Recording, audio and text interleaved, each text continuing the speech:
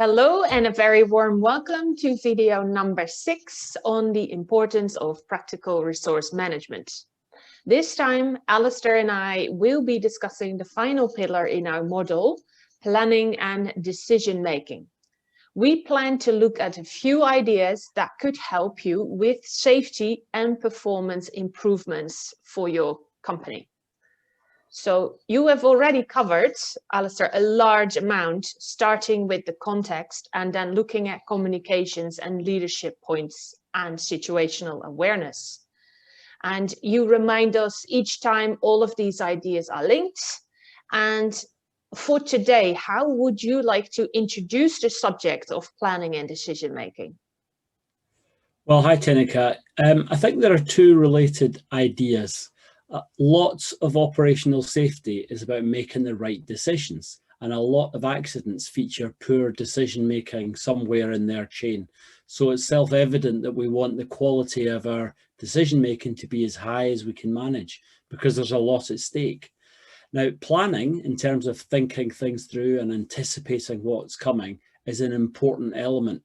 Consider, the simple argument that not planning is just the same as leaving things to chance. A plan allows team members to be briefed, so all get a common mental model of what is to come. And this allows any deviation from the plan to be seen more easily by anyone and then resolved. Some decisions can be made at the planning stage, and the sorts of decisions that might be needed later might be identified and given some consideration at the planning stage as well. Yeah. Seeing that these key decisions that might be needed, that lets us plan and anticipate what sort of situational awareness we might need to develop, and then to assign resources so we have a good chance of achieving that awareness. So as usual, a very large subject. Can you break it down? Yeah, we could take a moment to stop and think about decisions and decision making. So a decision is essentially a choice about the future. If there's no choice, then there's no need for a decision. And we make thousands and thousands of decisions every day. Some are made without conscious thought, and some have greater or smaller consequences than others if they're right or wrong. Lots don't have a right or wrong, but some do. And it's important that we can recognize what sort of decisions we're dealing with at each stage, and which are the decisions that it's really essential to get absolutely right. I mean, for example, what did you have for lunch today? Tomato soup.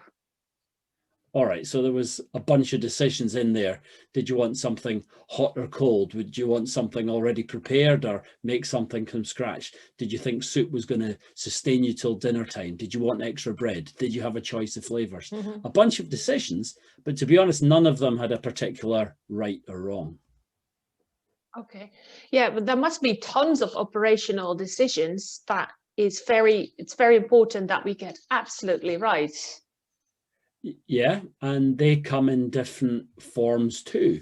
There's a continual decision element to monitoring progress and making frequent corrections, a bit like the corrections you make to remain in the center of your lane if you're driving. Remember, the plan isn't a script, and if things aren't turning out exactly as anticipated, then it will need adjustment. And there are also much more fundamental decisions, like what to do at a fork in the road or at a roundabout. Yeah. So I guess we treat each type differently. And to do that, you need to know what sort of decisions you are dealing with. Yeah, absolutely. So let's think about a novel, complex decision we haven't had to make before. We would want to think about all the options we have, all of the factors about each option, and then somehow weigh them all up. And that way we can work out our preferred course of action. It turns out, though, that not only does this rational process take time, but in many novel situations, we're not great at seeing what all of the options might be, or all of the factors that might influence each option and our decision. And even though there's an attempt to apply rigor and process to rational decision making, there is still some subjectivity around deciding which factors are more important than others when we weight them, for example. So are there any ways to address that? Well, there's a couple, I think. If the whole team is involved in the planning and the decision making, it's more likely to result in a better understanding of the potential options and the advantages and disadvantages around each. And so, combinations of ideas from different team members might also be possible, but only in an environment where everybody feels able to contribute. Yeah, so more supportive teamwork, just like we discussed in our previous sessions. I see what you mean by it all being related. Are there any other ideas? Yeah, I mean, I think I touched on this only very briefly earlier, but the better informed the decision-making process is, then the greater the likelihood of a good decision. So good, thorough, appropriate situational awareness is a crucial input here. Seeing decisions coming and thinking about them in advance is a lot more preferable to them just popping up as more of a surprise. Yeah, but this is rational decision making. It isn't the only kind, is it? What about some of the others? Okay, well, here's a model. If you think about a line with rational decision making at one end, it's time consuming and it demands a lot of thinking. And at the other end of the line, we have completely intuitive decision making, quick and effortless, made by feel and taking much less time and mental effort. Yeah. And in the middle, we've got other decisions, quicker than the long, effortful, rational decisions, but are helped by shortcuts. I mean, we use shortcuts all the time. Our brain wants us to. It uses less energy and it leaves us less tired. So if I said, what's 10 times 75, you could apply the shortcut of just adding a 0 to the end rather than actually performing the arithmetic. Yeah. So are shortcuts a good thing or a bad thing?